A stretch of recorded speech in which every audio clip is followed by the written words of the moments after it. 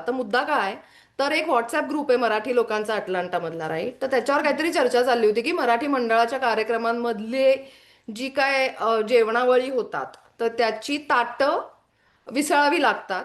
One time plastic तर नाही वापरायचं आहे, पण मग कंपोस्टेबल वापरा किंवा वगैरे वगैरे वगैरे असे इतर राईट, गोष्टी. Right, right. आणि मग दुसरा त्याचं होतं उत्तर असं की आपण व्हॉलंटियर्स पाहिजे आपल्याला, म्हणजे मग आपण भांडी धुऊ ती खरकटी भांडी. हां. तर त्याच्यावर एका म्हणजे मला तिचं नाव नाही आठवत आहे, तिने असं लिहिलं होतं की आम्ही एवढं नटून थटून यायचं साड्या बिड्या नेसून आणि मग खरकटी लोकांची भांडी ती पण धुवायची. आपल्याकडे सखूबाई इंदुबाई वगैरे मला ज्या आठवत आहेत लहानपणी, तर साधारण आपण ट्रान्सफॉर्मेशन होऊन थोडा वेळ तसं व्हायचं आणि मग परत बॅक टू एकदम जरीच्या साड्या. हां. आपल्याकडे ती तशी सिस्टम नाहीये की तुम्ही एवढं नटून थटून या आणि तिथल्या तिथे खरकटी भांडी घासा, असं नाहीये ते.